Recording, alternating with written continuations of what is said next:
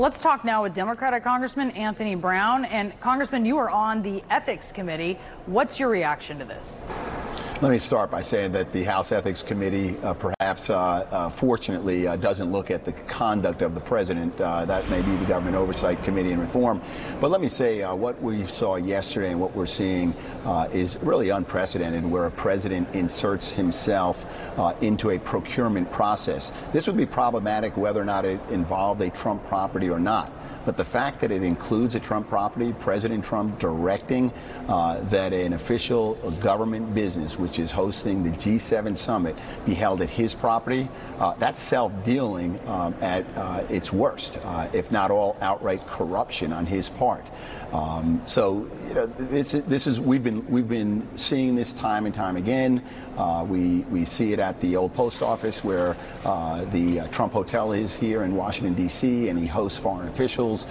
We see it with the U.S. Air Force and hosting or housing airmen at Trump properties in Scotland at prices that far exceed what they get at other properties. This is a problem, and it has been for quite some time with this self-dealing president. Mulvaney essentially said that Trump does not need the money because his brand is strong, but it's certainly worth pointing out that Doral is one of his underperforming properties. What is your reaction to that case that Mulvaney's making? You know, it doesn't really matter whether the president needs the money or not. It's a conflict of interest. Either it's an actual conflict or certainly an appearance of a conflict when the president of the United States injects himself into a process that is usually left to procurement officials many pay grades below the president. He injects himself into this process, circumvents the law, the process that is in place to identify sites to host these types of summits. That in and of itself is problematic and ought to be considered so by the American people, and certainly is by members of Congress. You serve on House Armed Services. You are a veteran.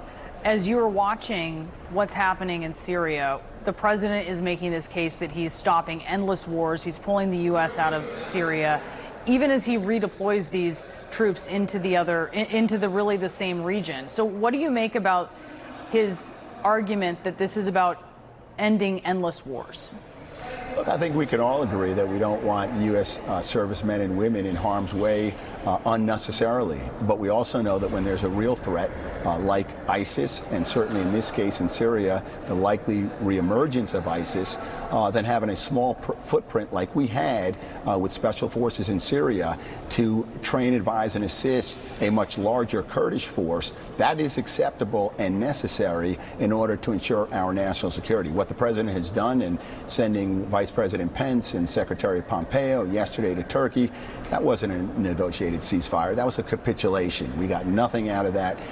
But in fact, what we did is we've emboldened Turkey now to flood that zone with refugees, not worry about ISIS and who's going to ensure that ISIS doesn't reappear. And I think what we're going to see is more civil strife between the Turks and the Kurds in northern Syria.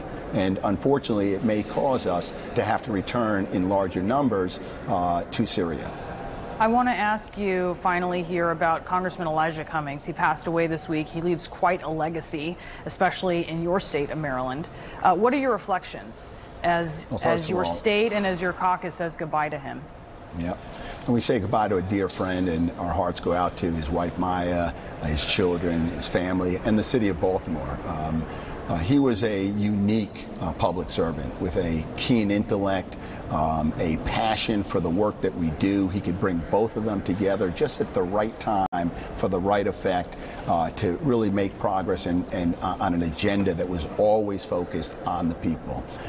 Whether he was wielding the gavel of the Government Oversight Committee or a bullhorn on the streets in Baltimore to bring calm to a city in the aftermath of Freddie Gray, you could always count on Elijah to provide the necessary leadership. So our heart goes out to the family. It's a big loss for the country, for Congress, for the city of Baltimore, it's a sad time now for our country. Congressman, thank you so much. Congressman Anthony Brown. Thank you, Brianna. Hillary Clinton appears to have suggested that Russians are, quote, grooming Tulsi Gabbard for a third